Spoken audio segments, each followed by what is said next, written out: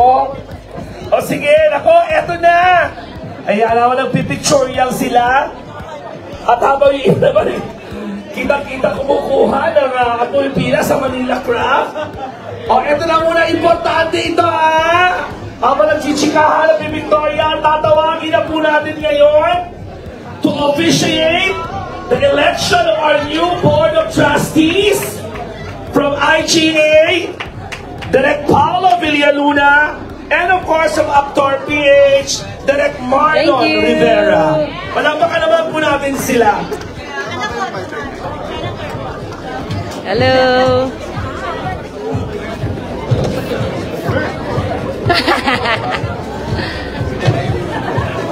Sabihin ko sana, nalin lang ba kayo? Kasi nandito yung alien tsaka lin lang. Hello!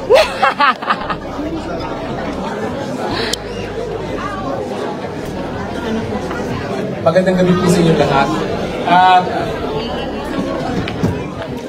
I would like to acknowledge the president and all the members here. I am Marlon Rivera. I am part of the Actor Management Committee. So we will go through the election of the board. This is a very simple election. Kasama namin ang Intergroup Alliance. This is Paolo Villaluna. Yes. In our first election, we always had the Intergroup to help us out. Like the Actor, Intergroup was established during the pandemic. Naglaga live. Safety nets, protocols, and to be represented during the pandemic. So, simple lang ito. And para magpag-inuman tayo, I would like to acknowledge first. Welcome to Actor! So, this is the... Guys, mag-hi kayo dito. Live to! Yay! Hi! Patrick Rivera. Ha? We always want a... Nahabang nagla-live ako. Body to be the observer for the election. That's the reason kasi we have the IGA. Balikan kita. Next slide. So this is the Actor BOD elections for 2024. This is the board of directors. Next slide, please. Gabi, tagal lang So dito lang kasi yung steps na to. Sige, balikan ko kayo. What are the open positions? Oh, Eligible to vote. naka-live kayo. Hi! So, just to be Hi! clear, yung binasa po na Google Drive ni Miss Isa Calzado kanina, hindi po kasi iba po yun. Iba po yung nabasa niya kanina. Kasi kinikidnap po si Grace eh. This time, this is what qualifies you as Sa balota na po siya. Balota. and then of course, the process is very simple. We go to the Google Drive. Uy! And then, Ano na sinasabi mo dyan? okay, next slide.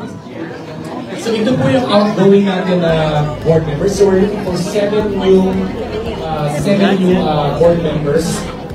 The board members, as a function in Actor, what happens is we elect Ala them, siya, maayos they ka. decide who the- Live to guys. Mag-hi kayo. And they approve the board management committee. So binibigay namin yung pagkakataon na yun sa kanila. And of course, we always had Arte ha. Di bagay. an advisory board also for Actor, no? We also have advisory boards. Ito yung mga nagtatrabaho, ito yung mga nag-set up. But yung wisdom ay kinuhugot namin sa aming advisory board, no?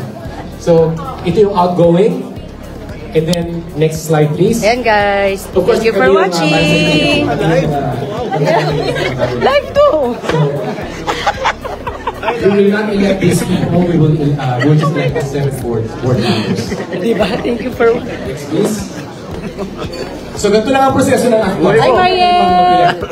In Actor, we believe that every member has the right to be a vote.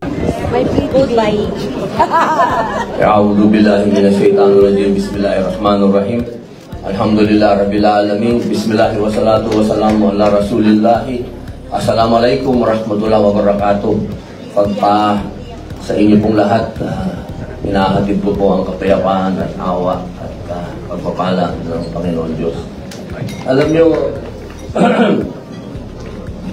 dito natatanggal ko to eh. Parang nakatape eh. Thank you po. Una, gusto ko po munang magbigay pugay kay Ma'am Charo.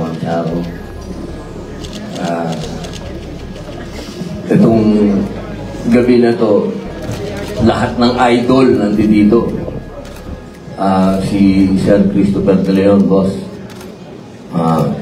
Magandang gabi po, Ma'am Sandy. Si Tito Pip. Nawawala si Tito Pip.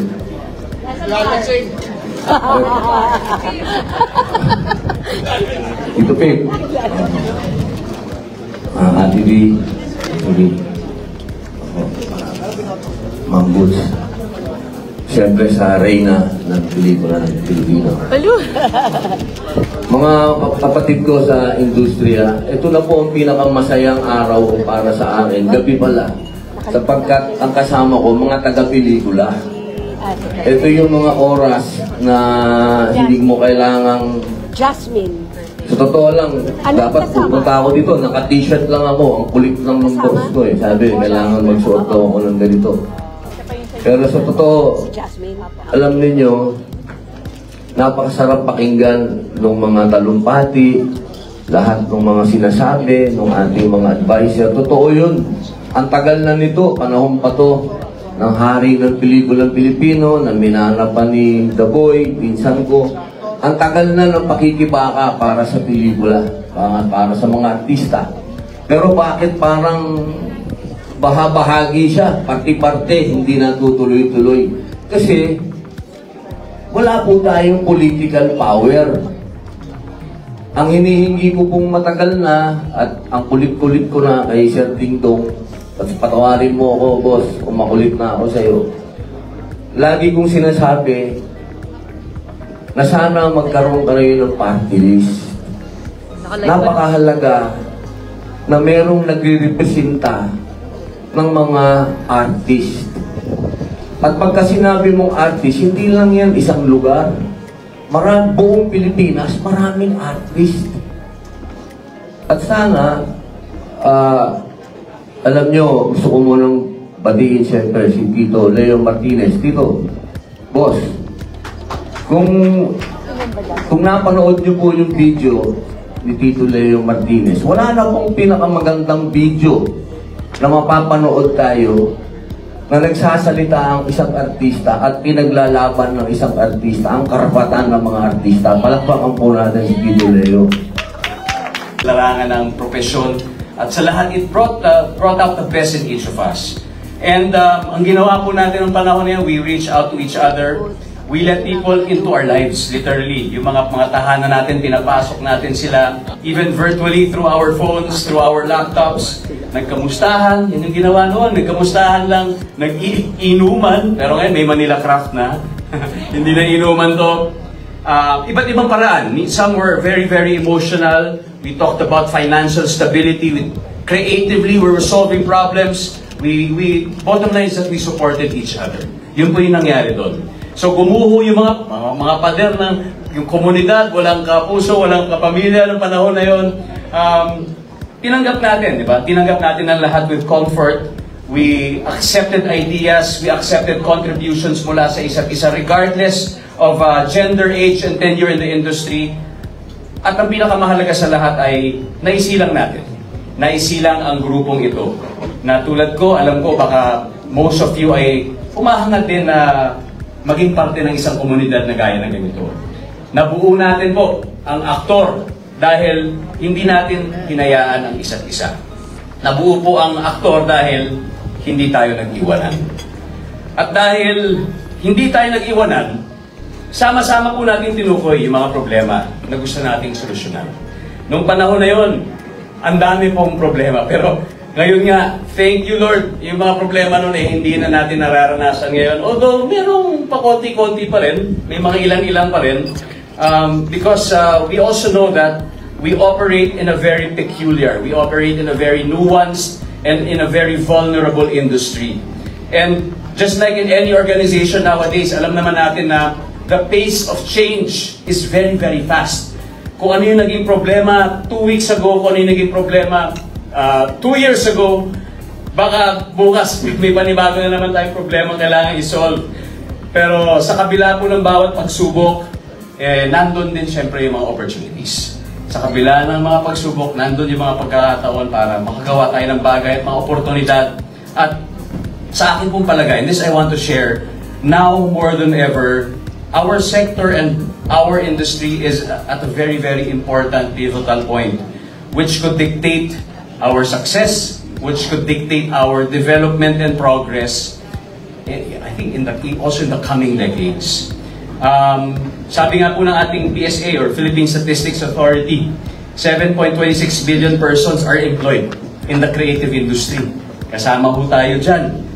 This contributes to around 7.1% sa ating GDP or around 1.7 trillion pesos noong 2023 alone. So kasama po dyan, this includes revenue from movies, from music, from television, print, online advertisements. Yung income natin, mga workers, kasama po dyan, materials used to produce creative output. At ngayon, nararamdaman po natin yung passion, nararamdaman natin yung pag-alab ng iba't ibang mga grupong nag-oorganiza. Whether these are groups that have been established decades ago or new groups na nag-oorganiza ngayon. Yung mga makeup artists po, sa totoo na nag-organize na rin po sila. Yung stuntmen are also strengthening their organizations. Nakikita na po natin ito around, and I think the creation of the IGA is a testament to that. Sa larangan naman po ng polisiya, nandiyan na yung Creative Industries Act na ipasa na. Paparating na rin po yung Eddie Garcia Bill. At maraming salamat po sa mga champions natin sa Senado, like si Senator Robin Padilla, who is gonna be here also later. Paparating na rin yung executive order. Executive order para sa amusement tax na temporarily ay matanggal sa ating mga producers. Thank you, Tito Pete, for that initiative. Si Tito Pete po, isa sa talagang nagpo-push yan magmula po noon, and paparating na po yan. Kaya sana po, ma-realize na po natin yung benefit, especially for our producers. Dahil siyempre, kung mas marami po ma-produce, marami po tayo mga trabaho. And, siyempre ngayon, nandiyan yung streaming platforms. Nandiyan, nagbukas na po ang mga streaming platforms, and hopefully magtuloy-tuloy ang box office. Sana po magtuloy-tuloy ang box office, hindi lang po sa Film Fest, kung hindi sa buong taon. Sana po mas marami pa po kumitang pelikula. Sana po lahat ng pelikula ay kumita. And imagine in the advent of all these platforms, whether sa pelikula man, sa pinilakan